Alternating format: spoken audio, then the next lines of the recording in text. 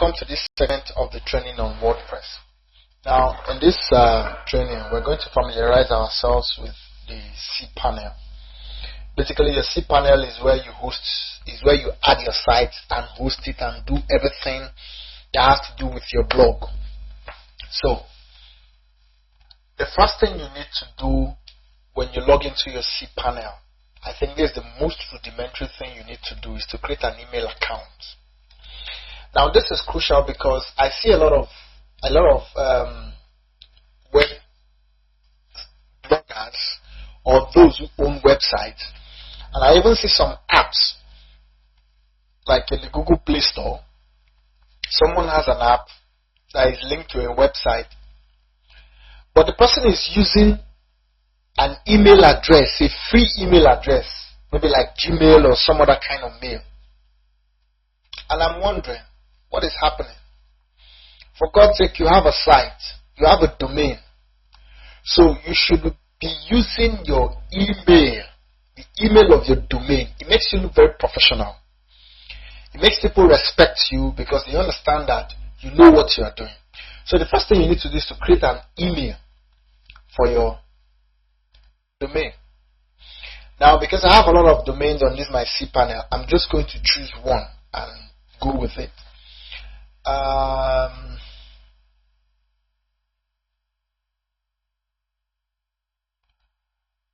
Okay, let me use Bits Magazine. Now you create the mail, which is you put your username, password, and put the password and stuff like that. Now, I'm not creating any mail for this because I've already created a lot of mails for the site. But I'm just showing you this so you understand how to create your mail. After you put in your details, sometimes for some web hosts, if your password is not strong, it will not open. It will ask you to put in a password. Your password strength has to be more than 65. So let's assume that this was a normal mail and I'm using this password now. The password is very easy. So when I click create, for some mails it will not create. It will ask you to go and put a strong password. So you must put a password till you have a very strong password that is above 65. Like they said, this one, the strength is 95. So with this, you can create the mail. Now let's assume you've created your mail.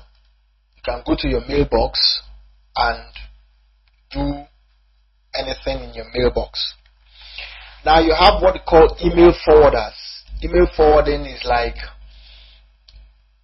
your basic mail. Maybe you want to forward a mail to another mail. So you don't want to open multiple mailboxes at the same time and stuff like that. You just forward the mail. So any mail that comes into that primary mailbox is forwarded to the secondary mailbox automatically. But at this stage, I don't think you really need a mail forwarder. I'm just showing you what it's like.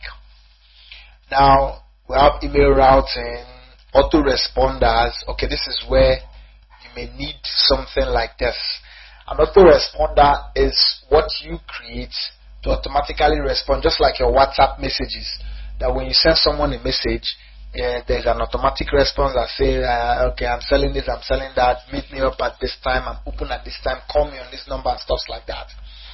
So that's what your autoresponder does automatically. You can set it up for any mailbox that you want to, any mail you want to set it up for, you set it up. Like if I want to do here, add an autoresponder, it will show me the particular one. But you don't need all this, so don't go here. These are what I'll call high hazard for you at this stage, because at this stage your primary concern is to get your website up and running. So we have mailing lists. This one is basically this is still a high hazard area for you, but I'm just trying to explain what a mailing list is. A mailing list basically is something that people can sign into, and you can manage it using any of the mail softwares. So you choose a mailing list and create it. But like I said, this is a high hazard area. Don't go here. Now, track delivery. This is when you want to track the delivery of your mail. Email filters, email deliverability, address importers, spam filters, encryption, calendar contact, stuffs like this. These things are good, but they are advanced. At this stage, all you need is just to create your email. Then after creating your email, you now add it to your, maybe your email app on your phone. So you wouldn't have to always open up your laptop or something to check your mails. For me, all my mails are added to an email opening app. Sometimes I use my Google app, sometimes I use other apps. But we are going to do a training on how to add it, how to add your email to an app so that you can easily check your mail.